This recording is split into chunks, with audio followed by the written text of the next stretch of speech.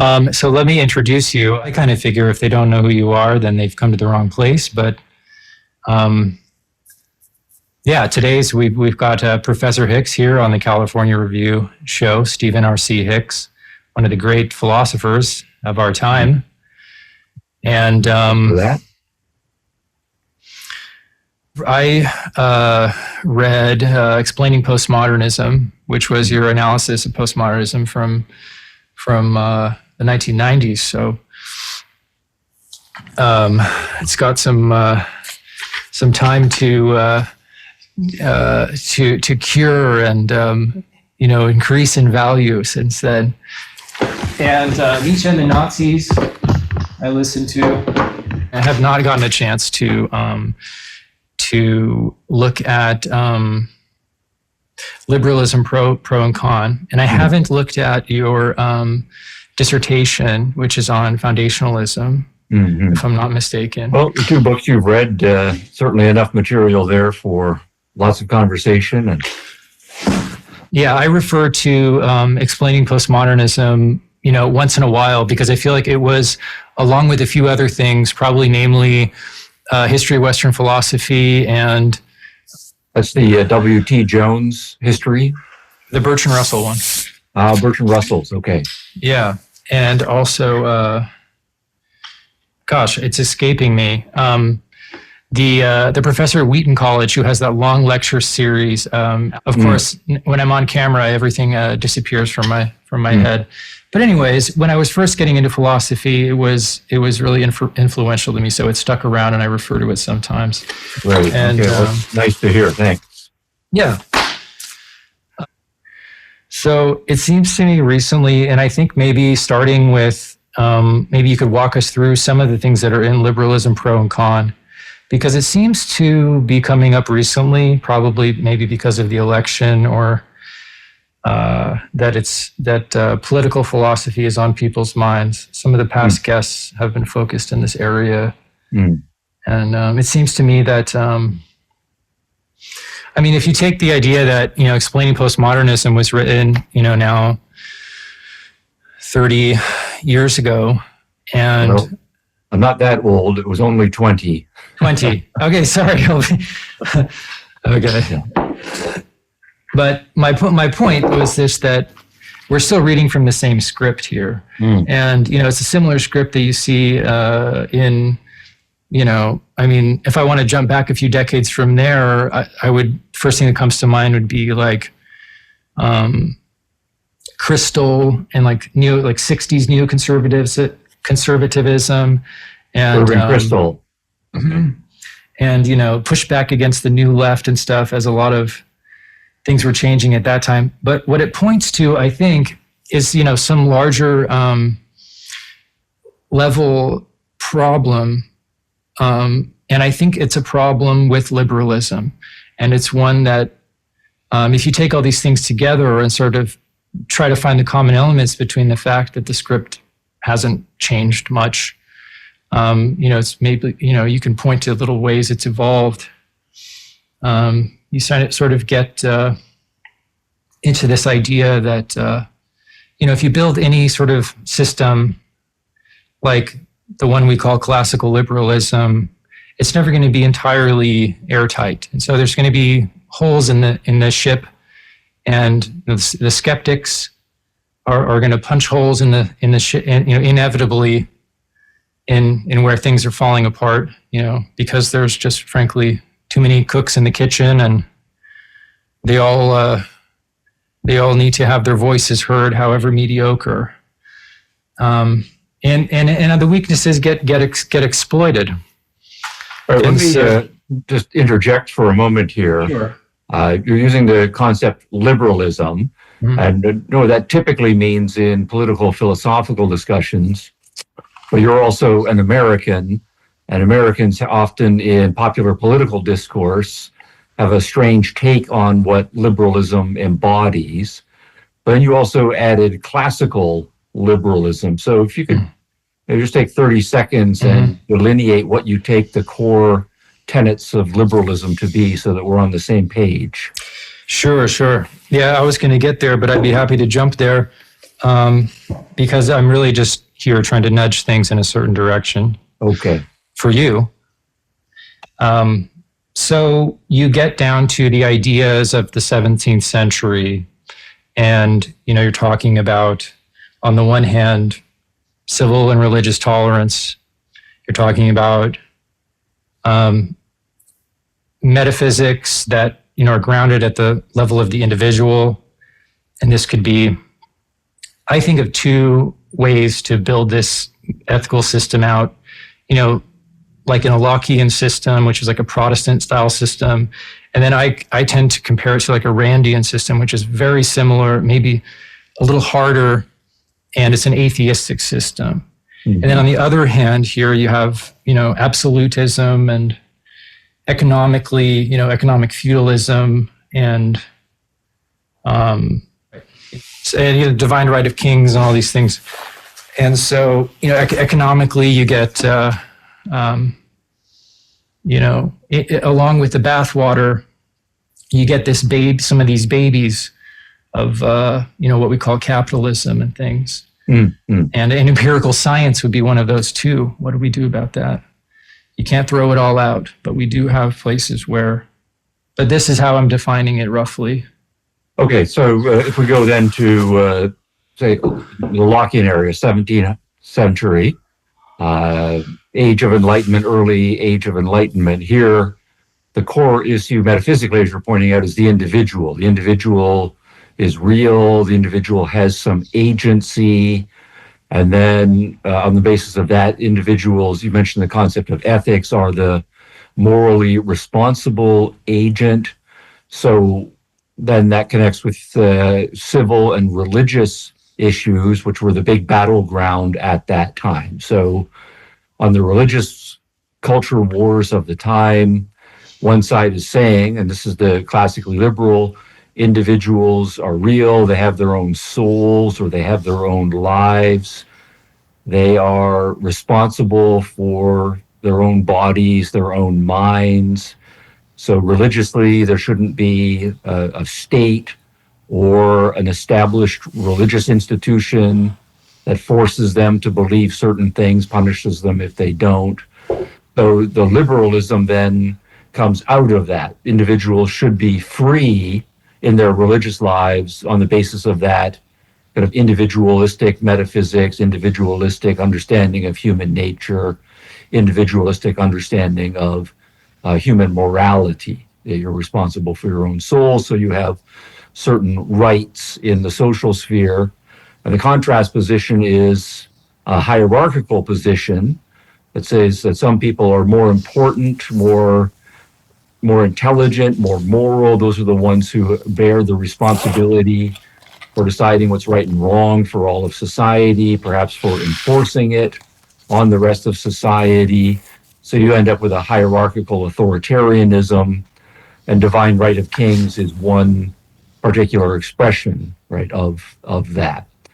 In which case, individuals don't have rights. They don't often have full agency. Instead, they are subjects, right, rather than free agents. And that word subject becomes important. You're subject to the king, and everybody is subject to God's will, and that is the ultimate authority. Okay, so if that's the kind of liberalism we're talking about, mm-hmm. then we could say, okay, we take that and we apply it not only to religious matters, but also to education matters, to economic matters, to political matters. And then we get into the classical liberal generalization, which is free individuals who are not subject to authority in any of those areas. And as long as they're respecting the other individuals' freedom of action, they can do what they want. So something like that? Yeah, that all totally tracks good. With my understanding, yeah. All right, so then with that as the kind of liberalism we are talking about, you mentioned that liberalism has some problems. So here we are 3 centuries later, and not everyone is on board. So there are people who are skeptical about this, that, or the other thing. You mentioned the concept that liberalism has some holes in it, perhaps foundational holes from the get-go that can't be patched, or maybe they can be patched. or that maybe one of the holes is that liberalism doesn't have those centralized hierarchical authorities, so we end up with the chaos, the too many cooks in the kitchen metaphor that you used in some way. So, just choose which of those you think is the one we should focus on, and we'll go there. Okay. Yeah, it seems to me that breaking it up in this way, because it seems like you see terms get thrown around, but really, I think if you break up, what we call this classical liberalism into the smaller bits, like as you said, take your definition of it and go from there, addressing each one. And I think that this is kind of the contemporary assignment in a way. Mm-hmm. And I also think that the academy today, and I've had a front row seat to this and done nothing else for 4 years. So I know you know this. We both live in the same subculture. Yeah. I mean, the curriculum to me is just set up, not, with some rare exceptions. And I just mean the basic curriculum, the stuff they teach people, before they move on out of philosophy or before they go on to, leave the academy. It's really just set up in a way that is just supposed to give you this sort of tacit, implied, view, and eventually just like completely annihilate and classical liberalism. Like there isn't really a critical, engagement on that way. It's just set up to. Right. So there's been an ideological capture in many parts of contemporary universities, particularly humanities, some areas in the social sciences as well. And as you're saying, they are coming in philosophically anti-liberal.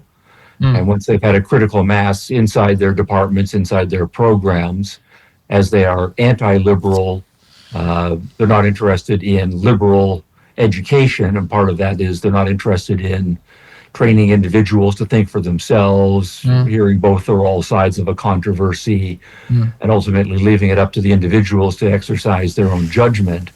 That's not the educational model they're operating within. So they end up in a kind of dogmatic authoritarianism, and the way that manifests is students like yourself who are intelligent enough to recognize that the curriculum is not considering certain positions, not considering certain issues, that rather than arguments and counter arguments being presented for the views that are being put out there, they're put out there tacitly or explicitly as the one and only way to think about these things. Mm-hmm. Yeah, it seems to me a better project to be teaching people how to constructively. I mean, Nozick somehow was left in there in the curriculum, and then I think they drill Rawls and Nozick into your head, and Rawls was left in there in a way that as a man 50 years ago earnestly trying to solve some of these problems, and then I feel like Nozick is just almost like a left in there as an absurdity. Like they give they're throwing liberalism or libertarianism a bone by throwing Nozick in there. Yes. Yeah. and really I feel like well, it happens at two levels. I mean, the one level is there are plenty of professors who will teach neither Rawls nor Nozick, because they are both too liberal from their perspective. They are left on the political spectrum. So kind of a Rawlsian egalitarian welfare kind of liberalism is too far gone. So they don't even teach that, much less Robert Nozick. But then the better position is to say, well, okay, we're going to include Rawls, and we recognize that Nozick also should be included. So at least we include him, and that's a step forward. But professors can give the appearance of being even-handed and exposing students to both sides of the view, but still have their thumbs on the scale and present one side in a straw man form or in a a fig leaf covering form. And it sounds like something like that is what you are encountering as well. So, so both of Slightly those, different. one is worse than the other, but a genuine commitment to liberal education would say that the bottom line is students are individuals; they have their own minds. My job as a teacher is to help the student train his or her mind, so they need to know what all of the important issues are, what all of the controversies are. And, whatever my views are as the professor, I cannot deny that there are lots of good arguments for positions that I do not believe in. And rather than appealing to my authority as the professor or appealing to fear, I'm the professor giving the grade to manipulate the student. I genuinely want students to be educated. Now, I have no problem with professors who go down that road and say, look, students need to learn to think for themselves. But I also am a professor and I should have something to profess. But before I, as the professor, jump in with what my viewpoints are, the student needs to be prepared, has to be not necessarily on my level, but needs to know what the issues are, what both arguments are on the issues that are controversial, how they critique each other. And at that point, the student is up to speed on the basic issue. I have no problem at that point with the professor then saying, now, having gone through all of that, I come down on this side of this issue, and here's why. And using the classroom as a platform, we want professors to do that. But there still needs to be a liberal ethos in the class that ultimately the professor is trying to convince the student to exercise his or her own judgment that all things considered, the professor's position is the best one. And if the student still disagrees and has articulate arguments for a different opinion, the professor will grade the student benevolently and justly according to the student's level of proficiency. Mm-hmm. Yeah, it seems to me, I totally gotcha. I want to say that what I meant was that that they do include Rawls and Nozick. They almost, they beat you over the head with it. And it just seems to me like, at least here, there's not enough attention given to ethics, let alone political philosophy, and just like reading some passages of Nozick is not good enough, and everyone's just sort of tacitly, is on board, as you said, keeps their finger on the Rawlsian scale, and it's just, that was 50 years ago, and we're just. You see a lot of people on the right make this argument that there's always a lot of they, but, it almost seems like they don't teach, maybe there's some extrinsic motives for the fact that they don't teach ethics or political philosophy or these extant questions in the way that maybe they should. Yeah. Well, another part of the issue there might be that if you're taking courses in a political science department, these are all intelligent people, but there is a division of labor, and they're not necessarily trained well in the underlying philosophical issues, the ethics that you mentioned, or the views on human nature, or any of the metaphysical issues. They don't have the training. They don't necessarily have the interest in those issues if they're in a political philosophy department. So what they're interested in is the outline of the political stuff that's downstream from the philosophy. That's what they know, and they're interested in knowing what the basic political options are, and then as political science professors, working out the political implications for that. So in those cases, what I would say is students who are interested in the underlying philosophical issues just need to take additional courses or do their own outside reading. We can't expect political science professors to cover anything. I would say the same thing. This is the way for many years for me as a philosophy professor is when I was teaching philosophers, I would be presenting their philosophical views, but of course, most of the great philosophers also had a political philosophy, and some of them dabbled into political issues of their day. And I would draw a line. We would bump up to the political issues, and at a certain point I would just say that's downstream from what we were trying to cover in philosophy courses, and then leave it up to the student to follow through if they wanted the downstream political implications. Right.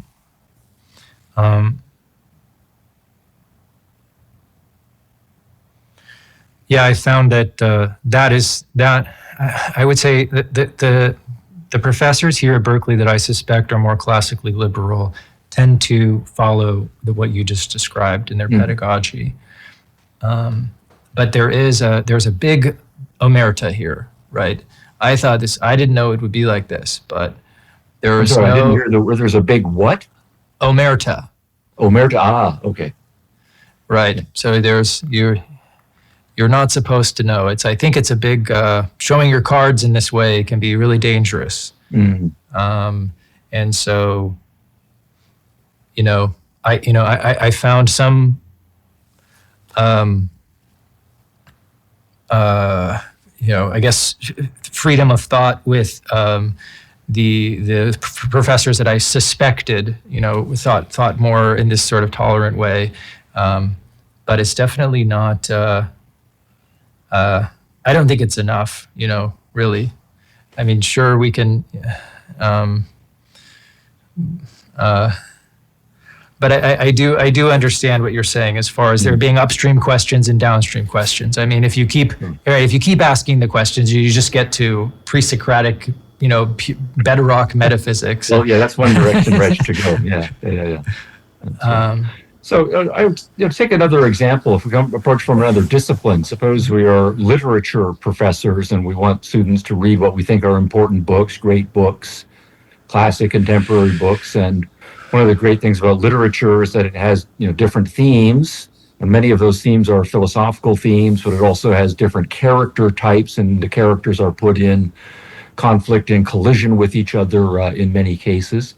And so literature, at its best, deals with all of the great issues, and psychological issues, religious issues, political issues, historical issues, philosophical issues as well. So we don't want to say that the literature professors can't talk about religion or that they can't talk about politics. That's intrinsic and it's built into their discipline. So the question there is, how as a literature professor can I invite students into the world of literature and have them learn all of the great literature and what makes the literature work without myself, kind of sabotaging their process and say, using the omerta concept you were using, there are certain themes that we are not allowed to talk about, or certain positions we are not allowed to entertain. Because everything should go, and that should be not only the professor's area of expertise, they're the professor for a reason, hopefully, but also that we want the students to feel, be able to fully engage with all of those themes as they are presented in the literature. But at the same time, that if you're dealing with some religious themes, it's not appropriate then for the professor to say, and here are my views on religion, and turn the course into a series of sermons on their particular religion or their particular politics or whatever. Yeah. I'm becoming less, I can give you an example. Now that I've been, had some freedom this fall, and I did a sort of post-mortem and on my 2 years here. And it seems to me that, like, coming in, I had this idea, like the one that you're talking about the sort of assessment of a student would be based, on, in this sort of classical, in this sense that you're talking about, between them and the book, right? Between the student and the material, and not subject to this kind of influence. And I was wrong. I was wrong about that. I walked blindly into this situation thinking that would be the case. And I figured out, I went through my transcript, and all the syllabi of the 11 classes I took and I figured out, that, and I don't know how common this is in the academy, but there's some degree of rubric percentage for which a student isn't given any feedback or told their score, right? You just get it on your transcript later on. And the mean average of the percentage of rubric that I was not given any feedback or told any score was around 43%. And so you're being punished there. Yeah. And so this, whatever this margin for error was, was filled with, some portion of it was filled with discrimination, I felt. Oh, yeah. It's giving unscrupulous professors wiggle room for vendettas against students they don't care about. Let me just say, my very first semester in university, I also walked blindly into my very first philosophy course and had an extraordinarily dogmatic professor. And that was an unwelcome, sad wake-up call for me as well. So I think things were not as bad then as they are now, but they were still bad. And it's really disappointing that higher education in the 20th and 21st century still is captured by significant numbers of dogmatists. Right. Yeah. So I think the solution to that, you just put it so simply. For young people like ourselves, I assume around 18 years old, starting university, to realize that we need to be better consumers, so to speak, to do more homework on the institutions that we are applying to, and hopefully getting more hope from our parents. And by analogy to all of the Amazon ratings of different products and different kinds of businesses and consumer reports, have more information available about which universities are genuinely committed to liberal education and which ones are indoctrination mills, which ones are which departments, which programs, and so forth, so that we can make better choices earlier on.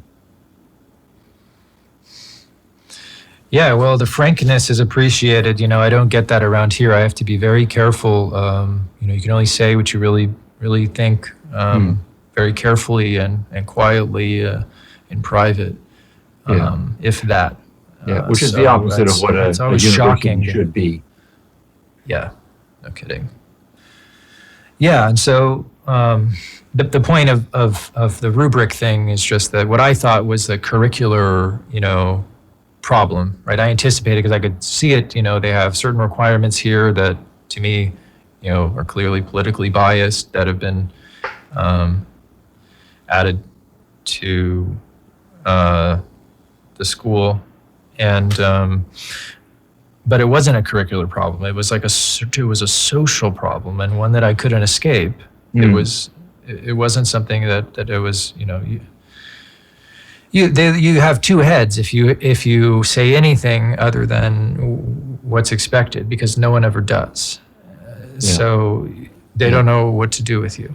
And so they know that they don't like it. That's all they know. Discretionary power that professors have, and that being an unaccountable discretionary power. So if you're saying there's some huge chunk of the student's grade that is totally up to the professor to decide what that's going to be, and there are no objective announced criteria for what those are, and the professor is never going to be held accountable for that, then that leads to injustices, abuses of that very power. And I want to say, in the cases, the chances are very good that it's designed intentionally with that in mind. Right. I don't know. I don't know if that's true. That, like I said, there's a lot of they, and I don't know what, there's extrinsic motives, but there's also a lot of useful idiots that just, you get a lot of the symptoms of people thinking, wearing a good guy badge and thinking that they have unthinking impunity, and just Yeah. Yeah. But that doesn't quite the cover useful it. idiots, and there's always a significant number of them. You wouldn't expect there to be many at a prestigious place like Berkeley or leading American universities, but that's one of the symptoms is that lower quality people, because of the the ideological background, people can get in without necessarily being that great. They can get in because they fit the ideological mold, and people want to have like-minded people surrounding them. So it becomes a vicious cycle. But still, useful idiots are always useful to someone, and so you always have to ask, what agenda are the useful idiots serving? The useful idiots never set the agenda; they're the ones who just follow along. It's always the smarter people who are setting the agenda, and that takes us back into the territory of strategy, ideology, and philosophy. I'm sorry, that last part.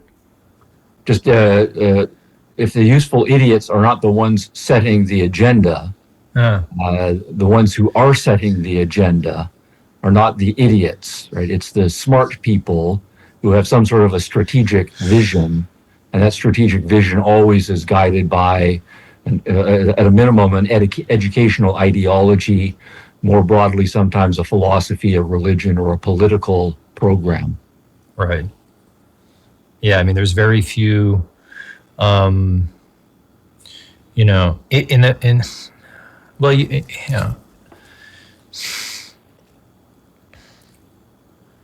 don't know. I mean, there's so many subtypes, but I feel like at least here, I wanted Searle and Dreyfus, and I'm not sure what I got. Mm-hmm. I assume you were in a philosophy department? Mm-hmm. Okay, yeah. I believe those two gentlemen have retired, have they not, some years ago? Searle was defenestrated, and then Dreyfus passed away. Okay, yeah. So yeah, you're in the post era for both of those guys, and they were both first-rate thinkers, first-rate scholars. Oh yeah. Whether one agrees with them or not. Oh yeah. Yeah, and great lecturers, great teachers, unpretentious,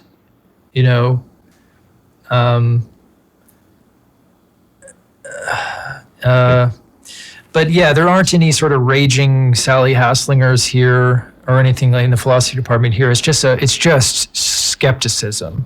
Mm. It's just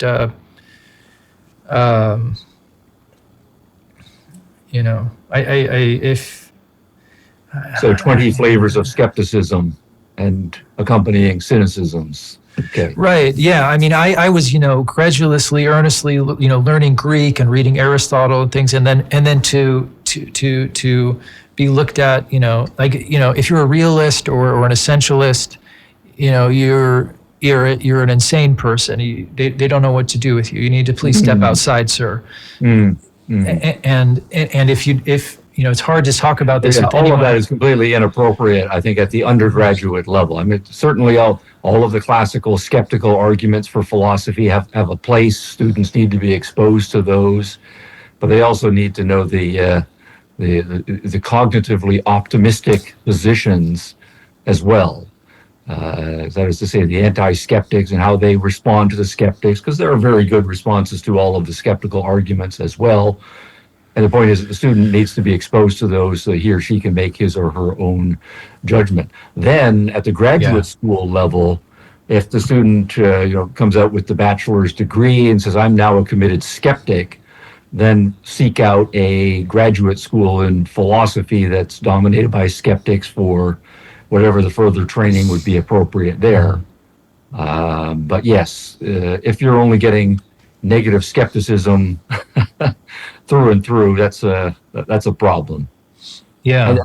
As philosophy professors, we all know better. Yeah. In that sense, let me give you a sense of a different kind of skepticism. Another Okay. personal anecdote, where I went to undergraduate school in Canada, the University of Guelph. It Mhm. was primarily a biological sciences university. That's what it was known for. But during the big expansion, it expanded all of humanities departments. And so the president of the university went to the chairman of the philosophy department and said, we need to grow the department from being, say, 8 professors to being 20-something professors because of the demographic boom at the time. Now, this guy was a skeptic, but rather than going to the Canadian Philosophical Association, the American Philosophical Association, and hiring just a bunch of other people who were skeptics, which he probably could have just populated the department with skeptics, was he said, look, skepticism is a certain kind of critical intelligence. It's a negative critical intelligence, but students can't get there cheaply. So what he did was to say, we need to know what all of the arguments the skeptics are attacking, and what are all of these positions that we think they're inflated balloons that the skeptics are puncturing.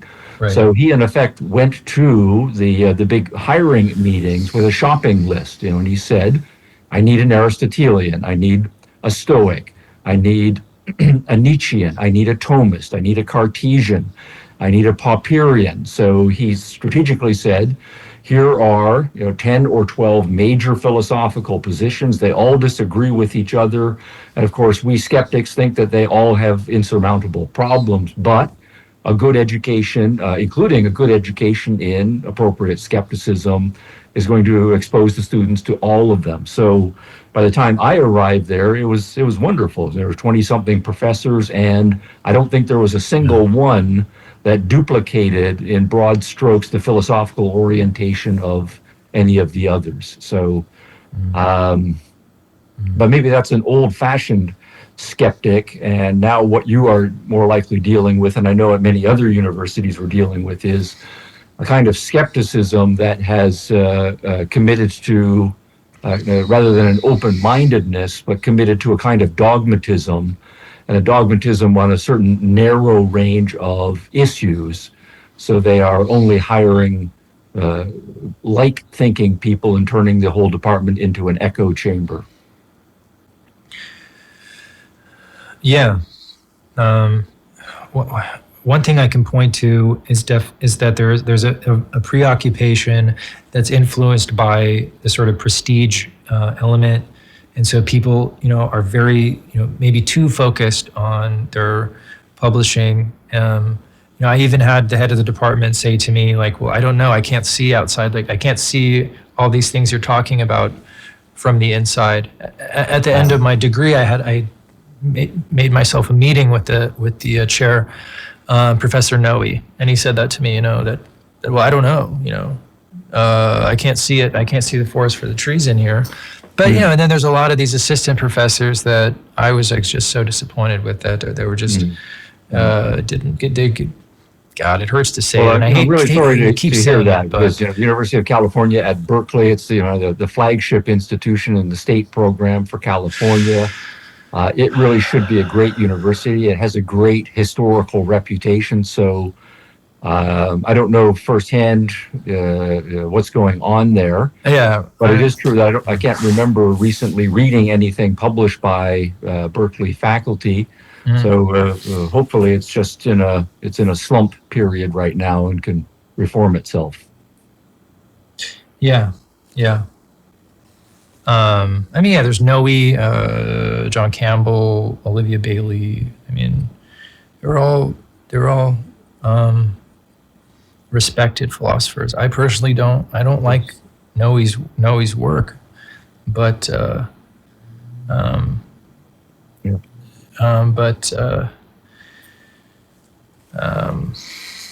just the preoccupation with the publisher parish. Really, it just struck like, I don't want to keep to a larger issue about large state universities, where in part, the educational mission is to have education for thousands and thousands and thousands of students. And part of the initial rationale is that these are not, private liberal arts colleges. They are to be open to the broad public. So that's a difficult educational challenge to meet. And unfortunately, many state universities met it by kind of large lecture halls and kind of lowering standards in various ways. I don't think it has to be that way, but that has been a fairly common pattern in the large state universities. And then many of them, of course, then want to say, well, we don't want to just have lowest common denominator education. We want to have prestige. So we want to have quality metrics as well. And the way to do that then is to hire people who are going to publish the books and articles that are going to be recognized in the profession. But then the downside to that typically has been, it doesn't have to be, but unfortunately many state universities have gone down this road where they start hiring people who have publishing potential but don't have good teaching skills. So what you end up with is the worst of both worlds. You have a number of people who are publishing very well, but they don't teach very well, and they're trying to teach in a large factory model that in many cases has debased standards for various other reasons. So, it's an open scandal in many such institutions around the country, and how to deal with that is an ongoing problem.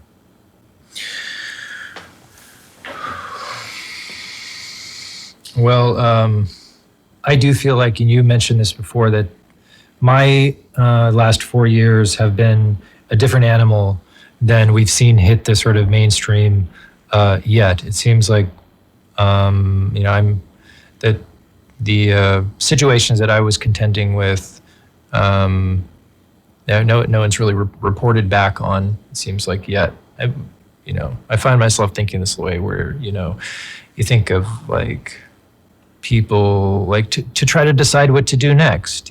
People to model, like, well, there's always law school, and you can look at the people that have done that, and what are which law schools might be more palatable for someone like me. But that's a huge research project as well. And I think, fortunately for law schools, there's much better public information about what's going on inside the law schools, because they are rated and journalistically investigated a lot more than just standard undergraduate education is. So, but no, you're right. If one is interested in the law and you want to get a serious law education, one does have to do one's research and choose carefully. And not just the general reputation of the law school, start to connect as soon as one can with individual law professors, see who's publishing what, and find law professors who are publishing things that you think are interesting, important, in the right direction.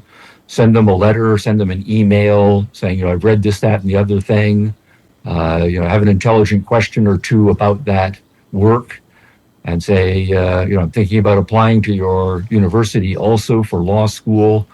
And, maybe they will respond, maybe they won't, because these are all busy people, but they will remember your name, and you might get some useful inside feedback.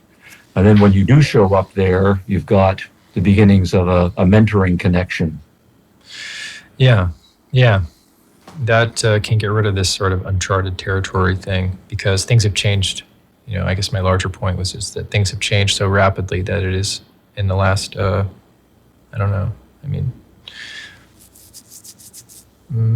years, that it's hard to navigate. But I have this question that I like to ask philosophers, and I've never gotten a satisfying answer here.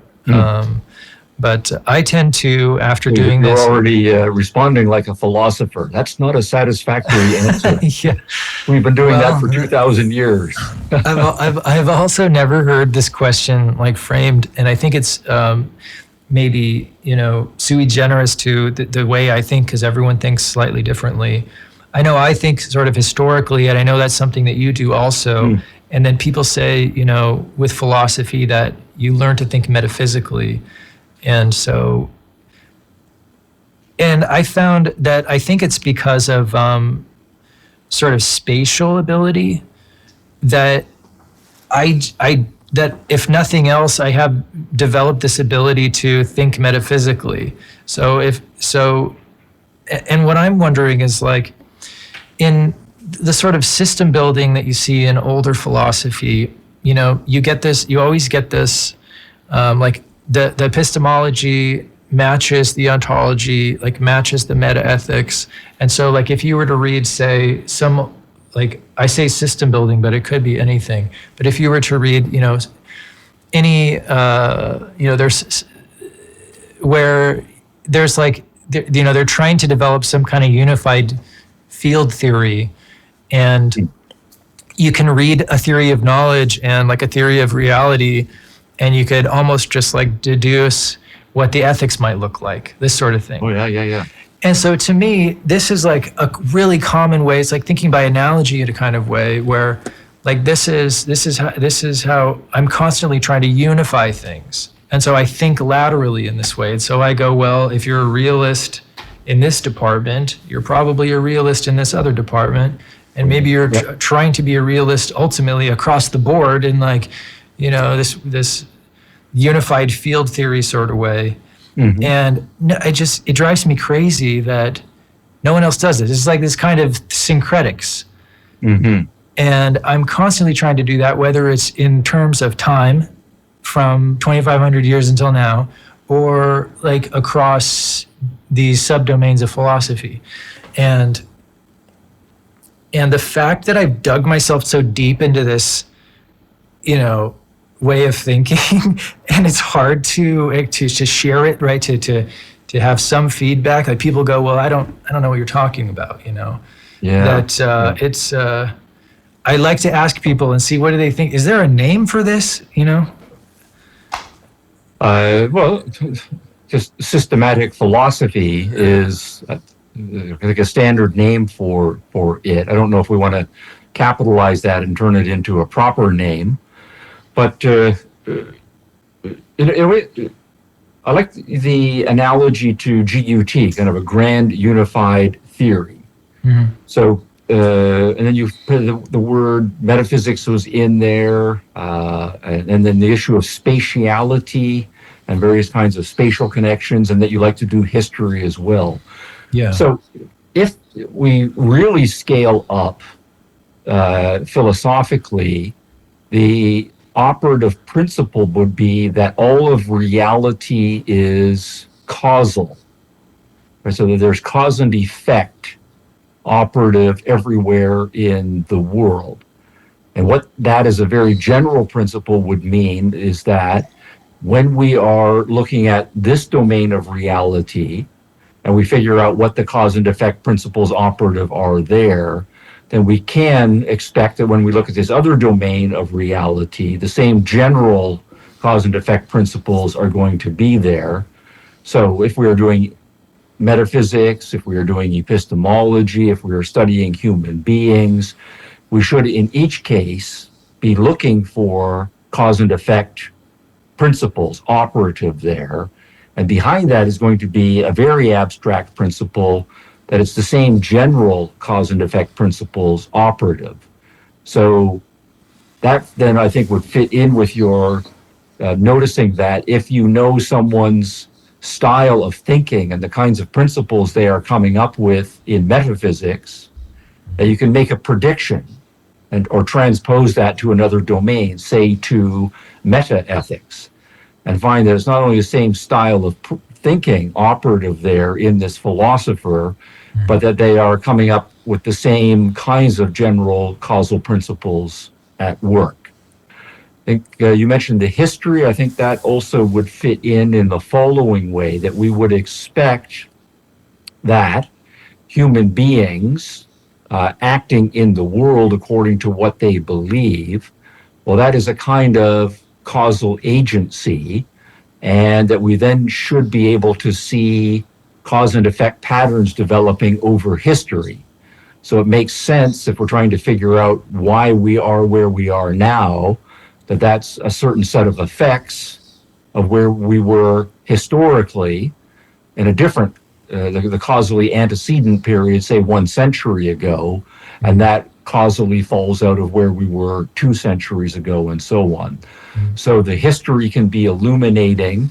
The going up levels of abstraction, as philosophers are doing, or like to do, is also illuminating, because then you end up with the same cause and effect general principles as well. And then the sense that somehow your philosophy should be an integrated whole. Your metaphysics and your epistemology and your view of human nature and your metaethics and so on should, in some sense, all be integrated. Now, that's at least 3 dimensions of systematicity, right? So going up and down levels of abstraction, integrating different domains into a unity, and then putting them along a historical timeline. So, yes, I think you're right also to say that the great philosophers of the past were striving for that in various ways.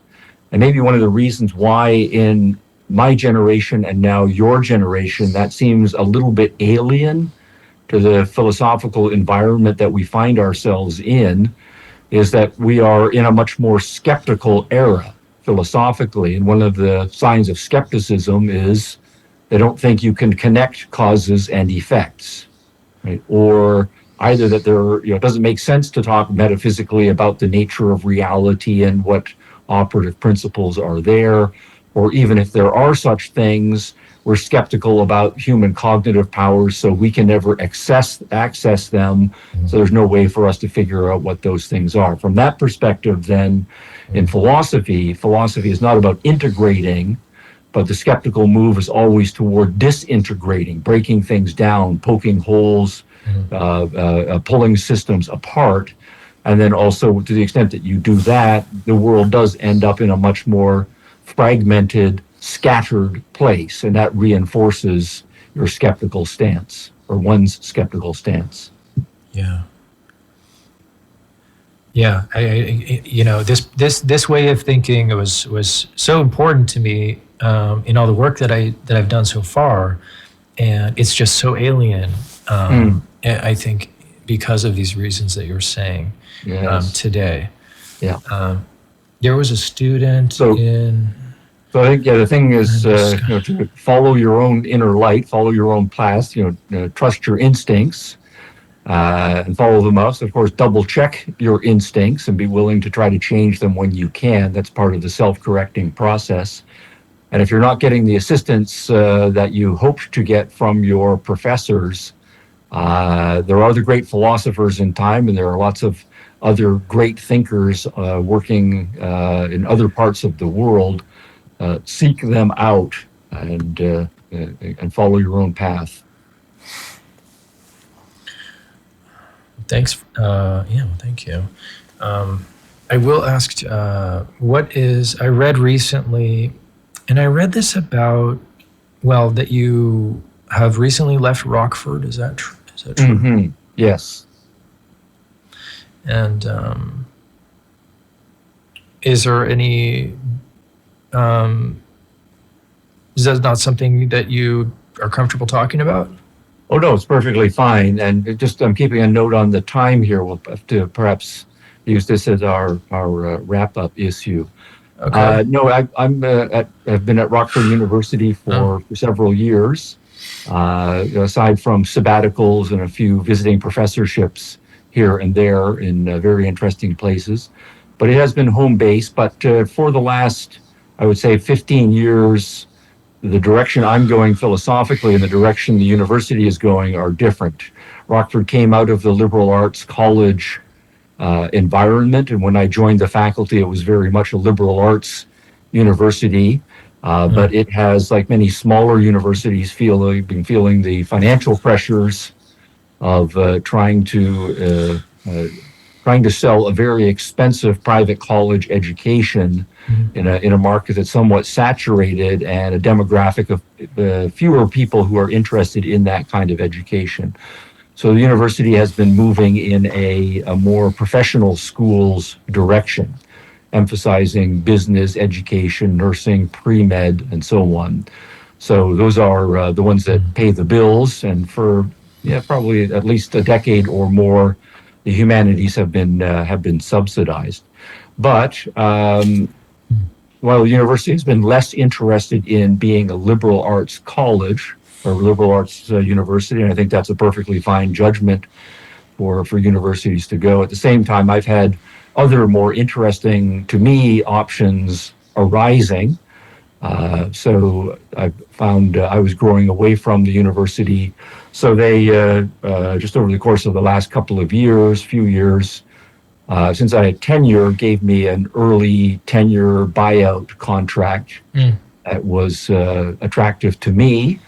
And so it was an easy transition in that sense. So I'm now a free agent working on some other projects and figuring out what the next big thing for me will be. Oh, good. Well, that's good to hear. I'm mostly curious about just the state of things because higher education is just changing so much and something that I've been embroiled in for so long. Yeah. So yes, for sure. I think also gosh, I have so many more questions for you. I would have liked to go through liberalism pro and con and give you my best arguments for proposing an absolute arbitrary monarchy with me as the king, which I think is going to be my first book. And also, so we call this Cameronism. Yeah, I think that's sure. All right.